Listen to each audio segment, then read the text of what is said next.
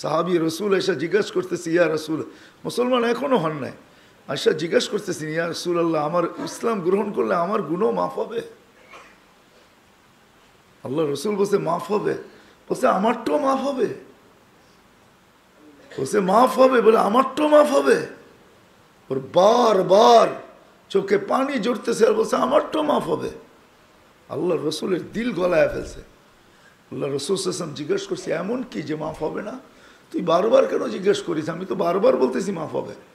তারপরও বলতেছে আমারটাও মাফ হবে। কি হলো? বলছে আল্লাহ মেয়ে দিছিল, স্ত্রী লুকায় ফেলছে, লুকায় পালতে ছিলেন, আমাকে জানতে দেন নাই। যখন ফুটফুটে হয়ে গেছে, হাসতে পারে, খেলতে পারে, চলতে পারে, বলতে পারে, ফুলের মতো যখন হয়ে গেছে, ফুটা গেছে, সব বিকাশ ঘটে গেছে, তখন আমার সামনে দাঁড় করাইয়া দিয়েছেন। ভাবছে এখন হয়তো দাঁড় করলে মন গলা যাবে, কিন্তু আমি মেয়ে দেখতে দেরি, যদিও স্ত্রীর সামনে কিছু বলি নাই, কিন্তু আমার ভিতর জ্বলতে ছিল যে সমাজে মুখ দেখাবো তো দেখাবো কি করে।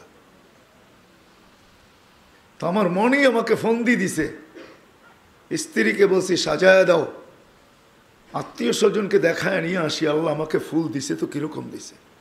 মেয়ে ফুলই হয়, মেয়ে ফুলই হয়। আমরা জানি না মেয়ে কি হয়, মেয়ে ফুলই হয়। কারণ আমরা তো সন্তানের কদর করতে জানি না, শিখি নাই। রাগ হয় না, আমরা সারাদিন সম্পত্তির কদর করে ফিরি, তো আমরা সন্তানের কদর করবো তো করবো কোত্থেকে? এই জন্য সন্তানরাও আমাদের কদর করে না। সন্তানও এখন মা বাবার কদর করে না। বৃদ্ধাশ্রমে দিয়া আয়সা শান্তির শ্বাস নেয়। আলহামদুলিল্লাহ দিয়ে আসছি মাকে বৃদ্ধাশ্রমে। হেডেক গেল, মাথা ব্যথা গেল, ঠিক না? রাগ হয়ে গেলেন? আপনি না দিয়ে আসছেন, আপনার মতো আমার মতো একজন দিয়ে আসছে, না দিয়ে আসে নাই। হ্যাঁ, মেয়ে ফুল হয়, ফুল, সন্তান ফুল হয়, মেয়ে সুপার ফুল, সন্তান ফুল। আমরা কদর করতে জানি রে সন্তানদেরকে। মজা বুঝবো ইনশাআল্লাহ একদিন। আমাদের সন্তানই আমাদের জাহান্নামে যাওয়ার কারণ হবে। রাগ হবেন না। যাক, এটা আমার আলোচ্য বিষয় না। যেটা বুঝাইতেছিলাম যে আমার মন আমাকে ফোন দিয়ে দিছে, স্ত্রীকে বলছি, সে খুশি খুশি সাজায় দিছে। আমি অগোচরে কোদাল নিয়ে আনিছি, খন্তি নিয়ে আনিছি, আগে রেখা আসছি, আমার স্ত্রী জানে না। পাহাড়ের পদদেশে নিয়ে গেছি আর গর্ত খুঁড়তে শুরু করছি। আর মেয়ে আমাকে সহযোগিতা করতেছিল কচি কচি হাত দিয়া, আর বারবার জিজ্ঞাসা করতেছিল, বাবা এটা খোদো তো, খোদো কেন? বলছে যখন কমপ্লিট হয়ে গেছি তখন আমি আমার হায় হায় এই পাথর মনও গলতে শুরু করছিল, কিন্তু আমি তার এই গলার কুয়াশা পর্যন্ত আমি ধাক্কা দিয়া দিছি গর্তের ভিতরে। মেয়ে চিৎকার দিয়া বলছে আমাকে, বাবা তুমি করো তো, করো কি? বলছে আমার এই পাথর দিল মানে নাই। আমি মাটি ডালতে শুরু করছি, এক সময় মাটির নিচে তার চিৎকার চিরদিনের জন্য বন্ধ হয়ে গেছে। আমার গুনাহ মাফ হবে?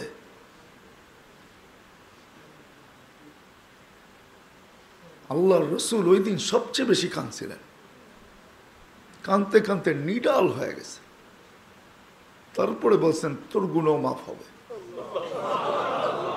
আল্লাহ রসুল আমাদেরকে মানুষ বানানোর জন্য আসছে, পরিবেশ নিয়ে আসছেন।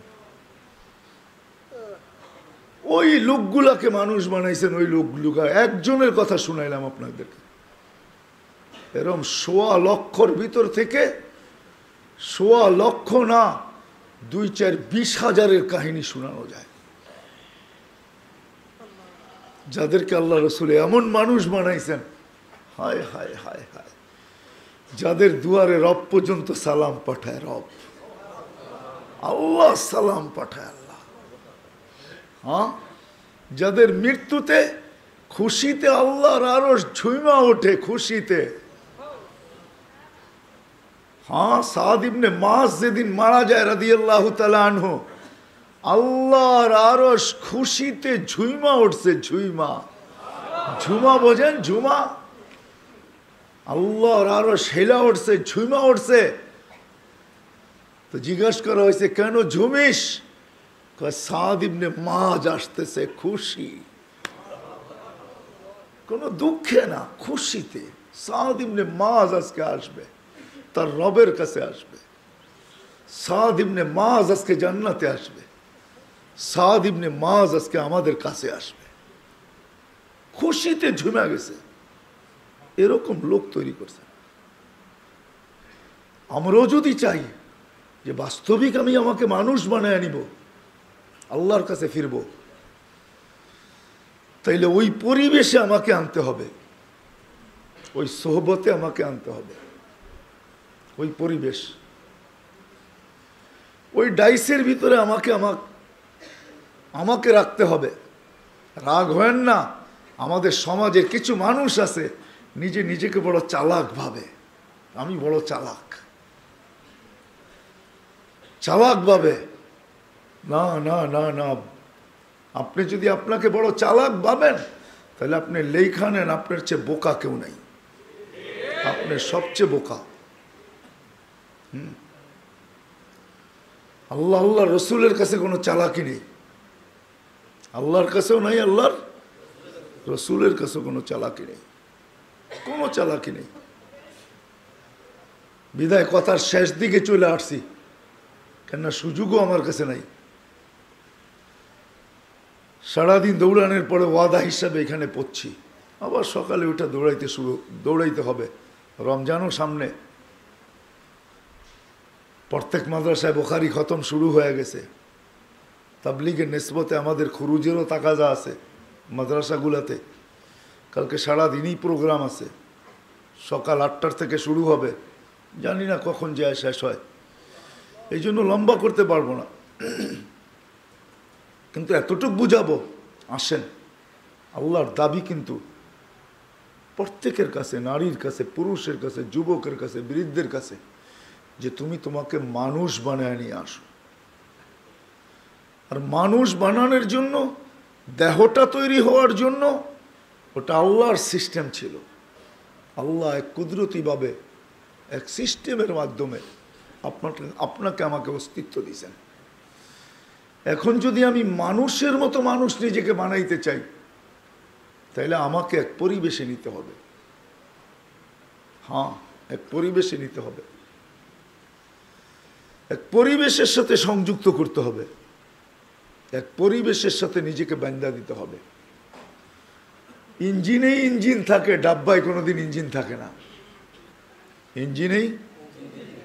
ইঞ্জিনেই ডাব্বায় কোনোদিন ইঞ্জিন থাকে না, এটাই সত্য। কিন্তু ইঞ্জিনের গতি যতটুকু, ডাব্বার গতিও অতটুকুই হয়। কি বলেন? না ভুল বললাম? হ্যাঁ, ভুল? কি বলে আপনাদের বিদ্যা?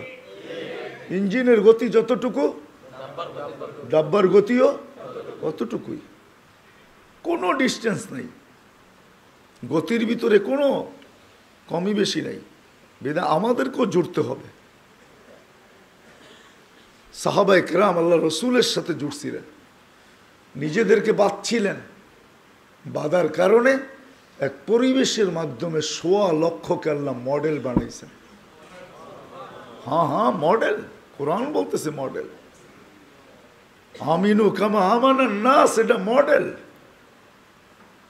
1500 আয়াত আছে কোরআনে, প্রত্যেকটা মডেলিং আয়াত। আল্লাহ মডেল বানাইছে। আল্লাহ দুনিয়াকে বলতেছে আমিনু কামা আমানান নাস, ইমান বানাইতে চাও তো এদের মতো বানাও।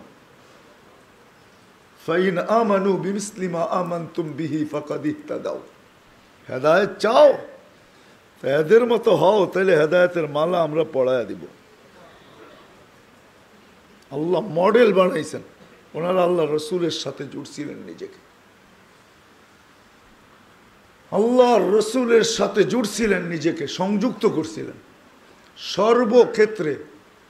এমন কোনো বিষয় ছিল না যেই বিষয় আল্লাহর রসুলের সাথে নিজেকে সংযুক্ত করেন নাই, নাহলে এই কথা কোনোদিন আসতো না।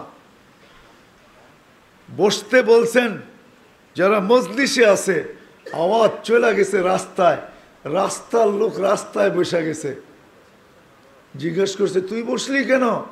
বসতে না বললো, মনে হয় বোঝেন নাই।